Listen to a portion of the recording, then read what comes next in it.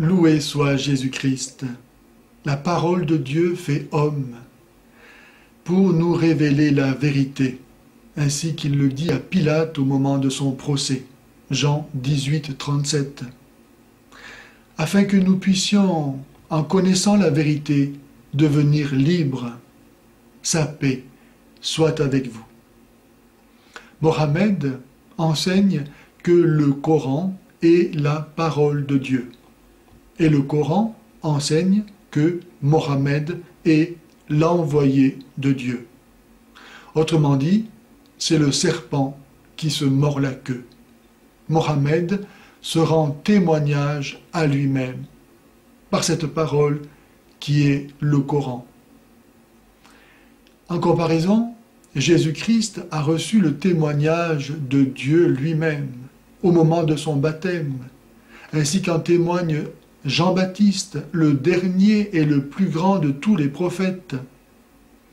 La voix du Père s'est fait entendre encore au moment de la transfiguration, Matthieu 17, 1 et suivant, ou bien quelque temps avant la passion du Christ, les Juifs à Jérusalem ont entendu la voix du Père annonçant la glorification de son Fils. Jean 12, 28. Toute l'histoire des Juifs et des prophètes annonce, témoigne en faveur du Christ, ainsi que Jésus le dit au sujet de Moïse lui-même dans l'évangile de Jean, chapitre 5, verset 47. Jésus-Christ, par la sainteté, la pureté de sa vie, témoigne qu'il est plus qu'un homme. En effet, aucun homme n'a vécu à la perfection la vocation humaine comme Jésus-Christ, qui librement est allé jusqu'à accepter le sacrifice de la mort sur la croix, pour ainsi pouvoir expier le péché de ceux qui l'y ont conduit. Sur la croix, il dit « Père, pardonne-leur, ils ne savent pas ce qu'ils font ». Dieu seul pouvait nous aimer comme Jésus nous a aimés en sa nature humaine. Le Christ, par la sainteté de sa vie et de son enseignement, a montré qu'il était plus qu'un homme, car les mystères qu'il nous a révélés, la sublimité de sa vie comme de son enseignement témoignent de son origine divine. Lui-même le dit, « Qui me convaincra de péché ?» au chapitre 8 de l'évangile de Saint Jean. La sainteté qu'il a demandée à ses disciples, la perfection même de Dieu, disant en Matthieu 5, 48, « Soyez parfaits, comme votre Père céleste est parfait », témoigne que Jésus-Christ est plus qu'un homme, car quel homme peut demander à un autre homme la perfection même de Dieu? Soyez parfaits, comme votre Père céleste est parfait. Ces miracles témoignent que Jésus-Christ est plus qu'un homme et qu'il vient de Dieu.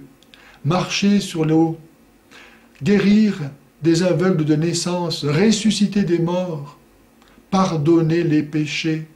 Marc 2, 1 et suivant, témoignent que Jésus-Christ est plus qu'un homme et qu'il est Dieu, car Dieu seul peut pardonner les péchés. Sa propre résurrection montre que Dieu a confirmé la vérité de son enseignement et notamment de ce qu'il a dit à son propre sujet lorsqu'il s'est présenté comme étant la vérité, le chemin et la vie. Le seul Sauveur, un de la Trinité, Dieu même. Enfin, l'Esprit Saint, l'Esprit de Dieu qu'il a envoyé dans le cœur de ses disciples à la Pentecôte, a rendu témoignage au sujet du Christ et a conduit l'Église à travers l'histoire à annoncer cette bonne nouvelle du salut de Dieu accompli à travers la mort et la résurrection du Christ. Seul l'Esprit Saint, en effet, peut faire comprendre qui est le Christ. À travers les paroles du Christ et l'action de l'Esprit Saint, l'Église en effet a montré la bonté, la vérité de l'enseignement reçu de Jésus. Les écoles, les hôpitaux, la reconnaissance et la promotion de la nature humaine bonne, créée à l'image de Dieu, sont l'œuvre de l'Église. Parce que Jésus a dit « Ce que vous faites au plus petit d'entre les miens, c'est à moi que vous l'avez fait. » Et encore « Aimez-vous les uns les autres comme je vous ai aimés. » À cause de cet enseignement, l'Église a reconnu en toute personne humaine un frère de Jésus-Christ.